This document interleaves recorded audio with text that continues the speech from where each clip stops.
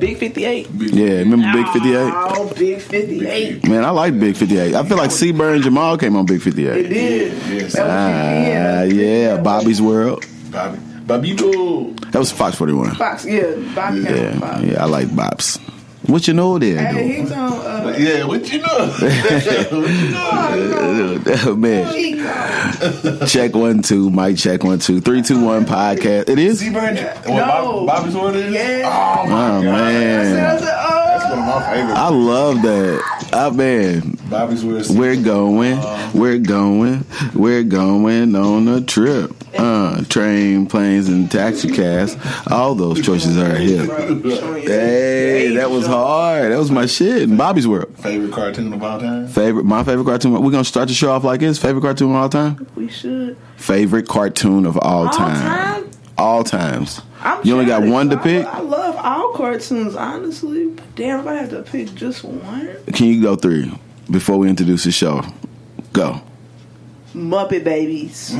What the fuck? Muppet Babies was Alvin and the Chipmunks, the original cartoon. Okay. And the Jetsons.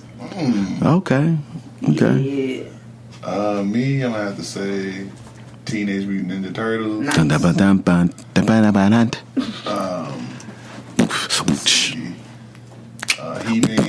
He-Man. He's showing his age like a motherfucker. It's not, it's not the only thing that And Doug. Doug is my I was about to say, Hey Arnold. I love Was you Patty Mayonnaise? Patty. After you do yours, I got an interesting story about Hey Arnold too. Okay. I got DuckTales. Yes! DuckTales. Ooh. Yes! DuckTales. Let's see. I would have to say, I don't want to say that. Oh, shit. What? I don't know. I used to like Animaniacs a whole lot. I love Animaniacs. That's on Netflix too. Okay. Netflix got some. And damn, another cartoon that I'm gonna have to go with Doug, bro, because I was like, Doug was like the middle school, I was like, man, I'm feeling it. He's awkward. I'm awkward. I'm stinking on my underarms and shit. What's going on? Like, is this her? Like what is this? tofu You know what I'm saying? Yeah, killer tofu. Now y'all Killer tofu. Mic check 1 2, man. You know what it is. We right here. The big homie DJ Z Nice. I got my homie. Your girl Red. I got my other homie. Cold in the clutch. Cold in the motherfucking clutch. And we back, man, for episode number 58 of the 321 podcast. Yes? Call this Big 58. Big 58? We're going to call this Big 58, man. Big 58. So this is episode number Big 58. And if you remember Big 58 as a child, earlier what we were talking about is the cartoons that we was feeling, that we was liking, you know what I'm saying? What was the story you was going to say, Murph? I seen an article this week on Facebook about Hey Arnold, about how it was like a translation of what it was like to live in New York as a kid. Like, remember the kid that was addicted to chocolate? Yeah. Yes. That was a play on somebody being addicted to drugs. Gotcha. And then there was a family on there that they never had any money or something, so that kind of like mirrored a poverty family. Yeah. And they said, Hey Arnold, it was the reason why he wore the little hat all the time. He had like what was it called? It's like some type of issues, like some type of abandonment issues. Yeah. Like he had been abandoned by his mother. He lived with his grandmother and his Right, he did. And this whole So he time I always thought his wore that parents little hat. died. Damn. I thought they was just dead. The bully was they said it was, I forgot. It was, I'm gonna have to send it to y'all because it was a real interesting The whole article breakdown was about the dope. breakdown of each character and what it was supposed to signify about what a person grew up in New York, what it was like. Yeah, dope. we didn't know. It was just crazy. Yeah, I thought it was watching. Man. Ah, Did you ever watch My Brother and Me? of course. Come on, Ralphie. Come on, Ralphie. Of course. Goo we Punch. did. Good punch. All right, now. Yeah, come on, bro. Straight Nickelodeon addicted. From all of that to man, Big 58. But 321 podcast, man. We took a little, let's recap a little bit. You know what I'm saying? I think we went through Derby.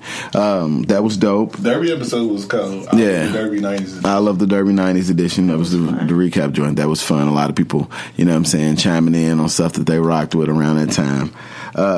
But before we get this episode always started, I want to just take a moment of silence for a special person that passed in Louisville, Kentucky. Here recently, his name is DJ Bam. And DJ Bam, if you're from Louisville, you know what I'm saying, you've heard Gangsta Walk. It's like a staple song in the city. It's okay, Red. My bad. That's what Gangsta Walk make you do. Because she's a thug. You know what I'm saying? But nah, DJ Bam was a producer. He was with the Underground Mafia. You know what I'm saying? And he passed recently. And he was a sound man also, and he did production. But like if you did most of any event, you know what I'm saying, concert, he was the sound man there, like doing it. Like, and he wouldn't hesitate to say, "Get the fuck off my speakers." You know what I'm saying? He wouldn't. He didn't care who you was. He was like, "I'm not cutting it on. Get the fuck off my speakers."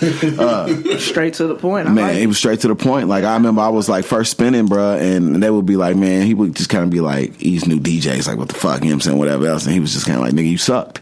And I was like, well, okay, I need to practice. Right. You know what I'm saying? But I got cold, and I feel like I won Bam over. You know what I'm saying? After a while, he would see me, he would be like, all right, you straight, you killing it. You know what I'm saying? He was cool, but everybody else, like, he was, for sure, you needed to hear it, like, early, like, he was starting early, like, at the Gardens, like, they've opened up for, like, Jay-Z and, like, all type of other people, like, at the Louisville Gardens. But, moment of silence for the homie DJ Bam.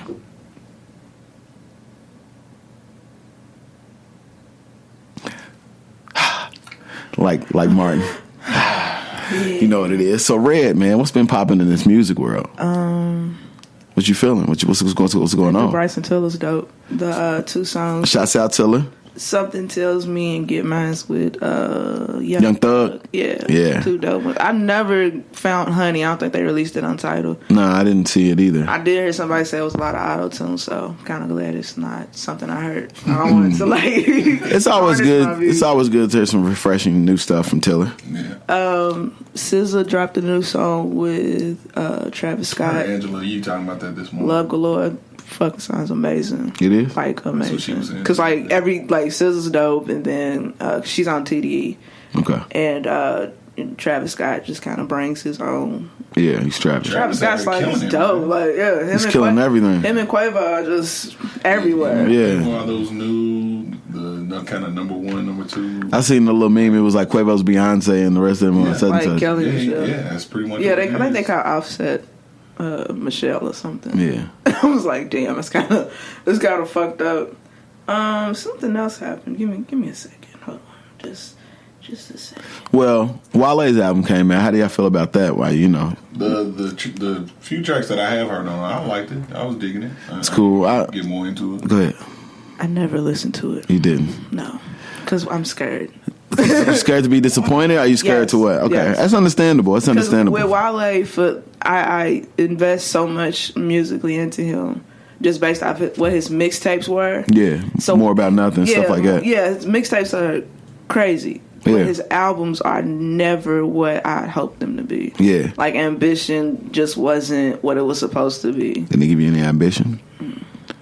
I like the Ambition. The mixtapes was, I think, what was the mixtape at the time? I think it was 11-1-11 Theory was the mixtape before he dropped Ambition. I actually like that better than his actual album. And he be trying to do his own thing, respectively. But sometimes you need to. I like More About Nothing. I like Ambition. I like it's another one. I think it's the one. It's either 2 before this one that just came out. I don't know exactly what it's called, but I like that one also. But I seen him do an interview with DJ Academics and Joe Budden on Complex. They be going in. Man, they was cussing like. It's my first time watching it because I don't like Joe Budden. Yeah, so he's an acquired taste, and it's not all the time either. It's like every once in a while you be like, this nigga got a point. I don't even want to put taste in Joe Budden in the fucking sentence. But I feel you.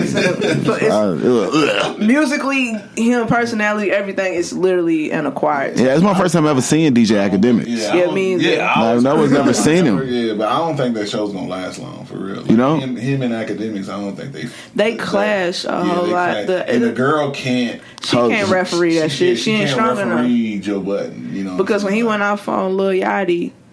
Like Joey had veins popping, he was turning out red and shit. And I'm just like, if this, I mean, he's a kid still. He's only 18, so if he wants to be walking around happy go lucky, let him be that. Like he has every right to feel that way. We were all like that at one point. Yeah. But life is going to alter. I know you want but don't this. rush somebody into the alteration. Right. Like just let somebody feel it out. If you want to put out this fun shit, let him do it. Because I'm telling you, it's the inevitable. Eventually, Lil Yachty won't be so fucking smiling and I'm happy and my friends because somebody's gonna show him something. He's gonna be like, fuck everybody, fuck my friends. It's the inevitable. It happens all the time, especially in the music industry. Especially he's in the putting music out a lot of. I mean, you can't hate on Lil Yachty right now. I can't do that. I watched the music video on Revolt. I was like, the fuck? I'm not. Man, I don't gotta look up, but I think he killed the song with T Grizzly.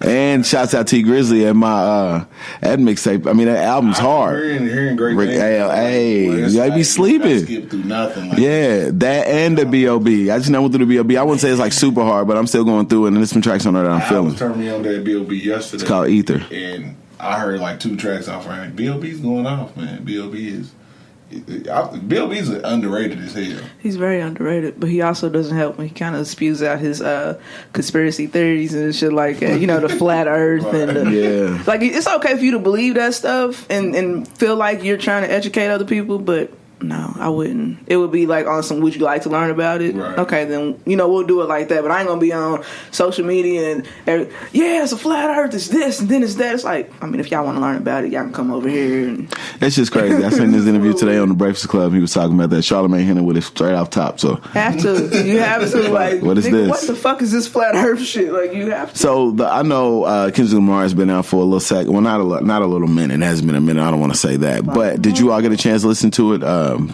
Backwards? I did listen to it backwards. How do you feel? Man. You started Duckworth and just go up, work your way up. Yeah. It's a whole nother album once you listen to it that way. Whole nother fucking shit, bro. Yeah, because it makes sense both ways. Did y'all hear me? 321 podcast, a whole nother fucking shit. Whole nother fucking shit. Like when she started Duckworth and just it literally mirrors and you can vision it backwards. It's crazy. Can I get a 5? Can I just? Nigga, the shit is so dope that it's like, man, we haven't.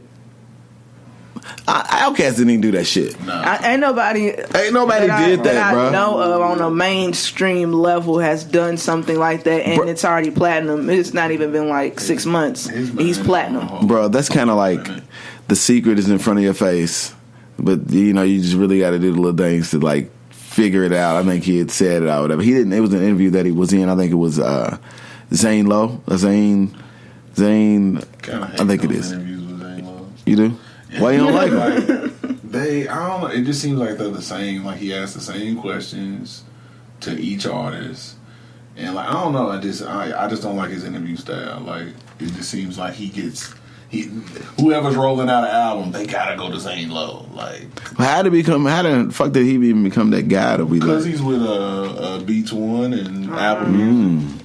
And he's their like go to interview guy. So if an artist is connected with Apple, they're gonna go interview with Zane Lowe.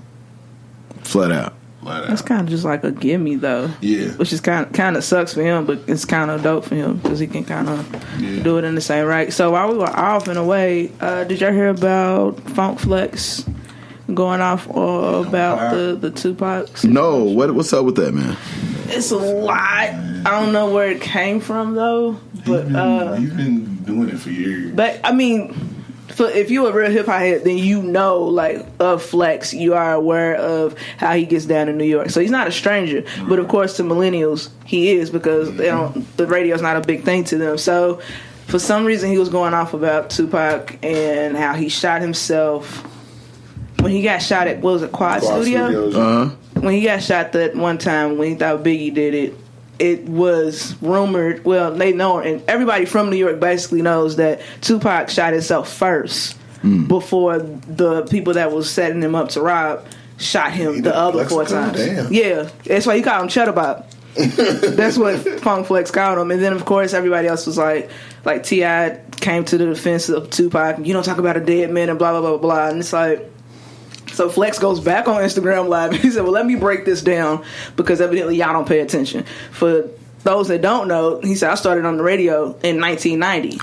and T.I. was 10 at the time. So you wouldn't know about these things because you weren't listening to New York radio, but he's said this before about Tupac. So it's not like he was just like, I'm picking on a dead man. He said every time Tupac was in town, I would be on the radio and I would say the same exact thing.